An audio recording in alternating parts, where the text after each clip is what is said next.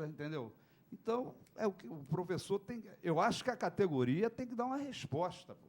A gente não pode aceitar isso e a gente não quer, entendeu? Esmola. Isso é tipo de esmola. Não sei o que cultural, não sei o que transporte. É transporte, o professor é direito, então tem que ser tratado como direito, salário digno. Né? Não mérito, mérito. Agora vai 13º, 14º, 15º, baseado numa avaliação. O professor foi avaliado, ele fez concurso, pô. Entendeu? O professor já foi avaliado, ele fez concurso. E o professor, ele tem livre docência, liberdade de cátedra. Ninguém pode enquadrar, entendeu? Padronizar metodologia de avaliação de professores em nome de uma provinha. Aliás, eu quero te perguntar, você é favorável a essas avaliações externas? Porque isso veio lá do Banco Mundial, né, para a estatística, para o banco repassar verbas para cá, né? Isso é uma questão internacional. Você é favorável a essas avaliações externas? Olha, Babad, eu sou radicalmente contra, e a gente tem notícia de escolas estaduais que estão assinando um compromisso entre eles de negar esse plano de metas do Estado. O Colégio Estadual Central do Brasil, no Rio de Janeiro, eles fecharam na escola e eles não vão assumir para eles essa farsa que é esse sistema de mérito. O Babad falou em metas, e a gente está vendo hoje, dentro da escola, a implantação de um sistema chamado GID, elaborado pela Universidade de Juiz de Fora. Assim, eu fico perguntando, será que no estado do Rio, na UERJ, na UENF, na Unirio, será que não temos mestres, doutores que possam fazer uma assessoria ao governo do estado do Rio de Janeiro? Por que importar, né, de Minas? Assim, isso me cheira algum tráfico de influência. Exato. Não, e foi implementado no estado de Minas, no governo Aécio Neves, entendeu? Então eles querem, e o Aécio, entendeu? E o Aécio inclusive o Sérgio Cabral era casado com a irmã, né? A ex-mulher. Então é isso aí. Então eles querem importar de lá, entendeu? Porque se a gente for ver direitinho, o estado do Rio é cheio de doutores, né? Era a capital da República, né? Os doutores, as universidades aqui do Rio são, né? Em termos de capacidade, né? A gente... Só um minutinho, só para concluir. Né, Denise? Os professores que estão participando, os professores que estão participando desse treinamento para esses, eles estão fazendo como as pessoas que trabalham com bater meta, sabe? Essas empresas. Executiva de venda, Isso, como executivo de venda. Exatamente. Eles têm que bater metas. Conheço bem. Exatamente. A gente está... É o mesmo... eles estão transportando, fora, mas exatamente. Essa filosofia empresarial que estão trazendo. Aliás, a primeira declaração do senhor Risolia, nosso secretário de Estado, é que ele diz, a primeira frase que ele disse quando assumiu, eu vejo educação como negócio. É isso aí, quando bota um economista para cuidar da educação no lugar de um educador, né, a gente vê esse quadro. Denise Babad, nós precisamos fazer um pequeno intervalo aqui para apoio cultural e na volta a gente continua sequenciando esse tema, e inclusive também direcionando um pouco mais para a nossa questão aqui local, né, que é onde o nosso telespectador também tem um interesse grande aí. Então vamos fazer um pequeno intervalo e voltamos já. Fique conosco.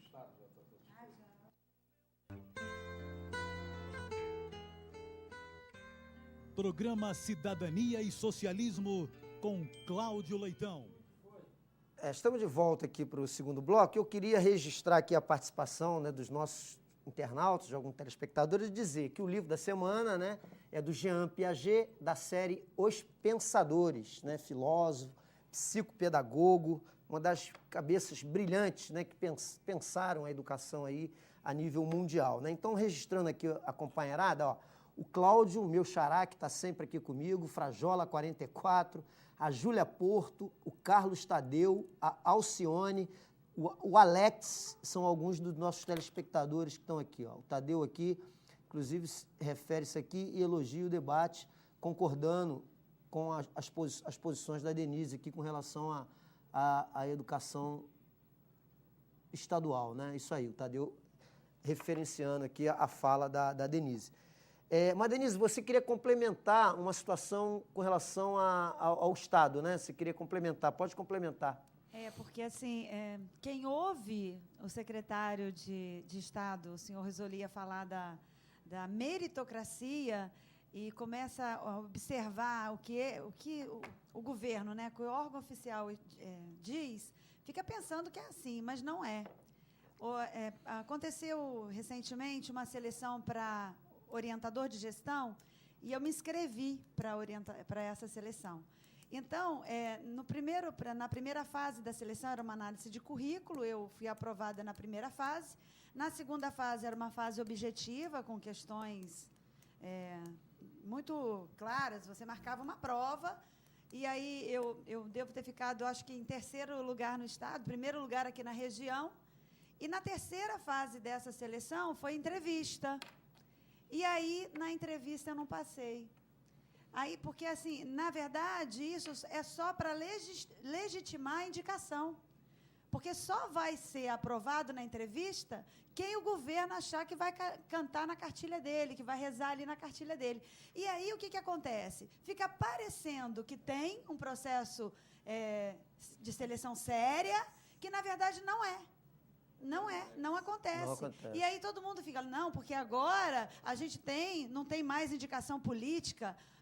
Claro que tem. Agora tem uma legitimação disso. Exatamente. E a gente fica ouvindo, né? As pessoas ficam achando que não, que o Estado agora está sério, que agora as coisas não têm mais dedo da política. Claro que tem. Permanece a indicação política, só vai passar na entrevista quem interessar o Estado, não é a questão do conhecimento, não é imparcial, é totalmente parcial. A outra coisa também importante de falar sobre isso, como que o Estado vai querer melhorar a qualidade do ensino se a matriz curricular é mínima? Eles falam em currículo mínimo, a gente tem no Estado alunos que vão embora mais cedo porque não tem aula, horário vago. E temos disciplinas como filosofia, como sociologia, como espanhol, com um tempo de aula. Que dão formação de cidadania, Exatamente. Não só de acadêmica, né? Disciplinas, todas as disciplinas têm orientação do MEC para ter, no mínimo, 2 tempos de aula. Qualquer professor sabe que um tempo com 40 minutos, 45 minutos de aula é inviável para você fazer qualquer trabalho. Então, assim, não tem como dizer que há investimento sério do Estado para transformar esse Estado. Eles não vão transformar assim. Hein, Babad, só um comentário que eu acho importante a fala da Denise, até para aquele pai, para aquela mãe que está nos vendo agora. Quando há um movimento grevista de paralisação dos professores, eles têm que compreender que esse movimento que o professor está fazendo não é só visando o salário dele, é para melhorar a educação como um todo. Então, às vezes, a gente percebe que, infelizmente, alguns pais e algumas mães, às vezes se colocam contra a paralisação, contra a greve, e às vezes não compreendendo esse âmbito mais geral de reivindicação. Mas eles são massacrados pela mídia, né? Exatamente.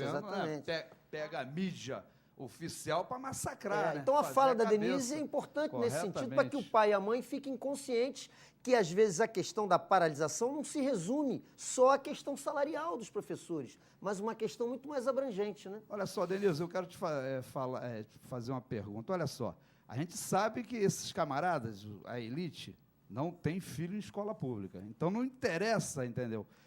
Uma escola de qualidade, né? Porque quem estuda em escola pública hoje é o filho do trabalhador, é o filho do desempregado, do povo, de uma forma geral. Então, na cabeça da elite, que é uma minoria, não quer filho de trabalhador. Primeiro tem a questão de preconceito. Não quer botar o seu filho junto com o filho da empregada, né? Da sua empregada, né? Tem essa questão de preconceito. E tem a questão também de classe. Tem a questão seguinte, meu filho já estuda num colégio privado que tem, entendeu, tempo integral, tem além educação integral, de tempo integral, estuda, né, para pensar. Vamos botar para continuar pensando, ser os pensadores. O filho de trabalhador não precisa pensar. O filho do trabalhador tem que atarrachar parafuso, aquela visão fordiana ainda, entendeu? De atarrachar. Então não precisa pensar, tem que se preparar para o mercado de trabalho, para ser um empregado, para não. Nunca pode ser patrão, nunca pode ser o cabra para formular nada. Como é que você vê isso? Como é que você vê isso? Essa questão. Babade, com relação à educação integral, o que eu vejo, né, que eu assisti de perto, foi na nossa discussão aqui no município de Cabo Frio, para o Plano Municipal de Educação, eu vi alguns diretores dizendo que nas suas escolas de periferia não daria certo a implementação da escola integral. Por quê? Porque os pais não vão querer que os filhos fiquem o dia inteiro. E aí fala de diretores de escolas de bairros bem afastados, de periferia. O que acontece? Acontece que a visão de educação integral que colocam hoje para eles é de que ela não vai servir, que vai ser cansativo. Por quê? Infelizmente, o modelo de educação integral que eles espalham por aí é que o aluno vai ficar o dia inteiro na escola para ter aquela escola ruim que ele tem do meio período. E aí desqualifica todo o debate. Ele vai com pensar assim, não, peraí, eu vou ter essa escola o dia inteiro, não quero isso para mim. Então, na verdade, a gente precisava primeiro era ter uma escola de verdade atraente, uma escola que tivesse toda a sua função de escola, Babade sempre fala isso, a parte propedêutica e as outras questões artísticas, esportivas, para que o aluno tivesse desejo de ficar mais tempo na escola. Se a gente implementar hoje a escola integral dentro desse modelo que nós temos, a gente vai ter uma repulsa da comunidade com relação ao tempo integral. Foi o que eu ouvi na discussão do plano municipal, os diretores das escolas dizendo, não, as mães não vão querer, até porque os filhos ajudam em casa, olham os pequenos, mas porque eles não entendem que a formação daquela criança durante aquela idade é de estudante. E não pode ser do ajudante, da babá que vai cuidar do creche, tem que ser, os pequenos têm que estar nas creches. Mas isso se resolveria, Denise, colocando a comunidade no jogo, participação popular. Exatamente. Nada de cima para baixo, feito em conjunto. Né? Isso não é difícil de resolver. Não, exatamente. Porque você tocou aí no âmbito municipal, quando eu dei aquele dado de 2,9, né, do orçamento da União que foi investido em educação, mas no âmbito municipal, o mínimo constitucional é 15% do orçamento. Não, é 25. 15 é saúde. 25, Muito bem pensado. 15 Já é foi saúde. 35.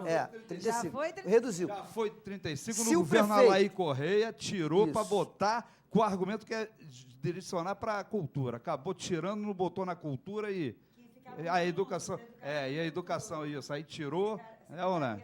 Tirou, desapareceu, entendeu? Botou para outro canto e a educação. Isso, 25. E quando a gente olha o orçamento do município, hoje na Folha dos Lagos, a previsão orçamentária de 460 milhões poderia se fazer um esforço no sentido de Antes melhorar. de Gaddafi, antes da resistência de Gaddafi. Né? Poderia se fazer um esforço de melhorar. Inclusive, foi promessa de campanha do prefeito. Escola de tempo integral. É óbvio que se você olhar hoje a rede, tanto a parte física, estrutural da rede, não comporta, né? Tem escolas ali que você poderia fazer algum ajuste e conseguir. Mas, de uma maneira geral, não comportaria hoje, né, com base na situação atual, a escola de tempo integral em Cabo Frio. Né?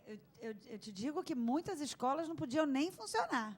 Nem no período, meio Nem período normal. Nem normal, porque assim, o que a gente tem hoje, primeiro primeiros meses do ano, nós vimos situação. No Rio de Janeiro, os alunos foram para a rua. Não é sala de aula, é sauna de aula. A gente é improdutivo, é insalubre. Lá no Rui Barbosa, nós paramos. Aliás, vou dizer aqui, vou dar a dica aos educadores que estão nos ouvindo. Lá no Colégio Rui Barbosa,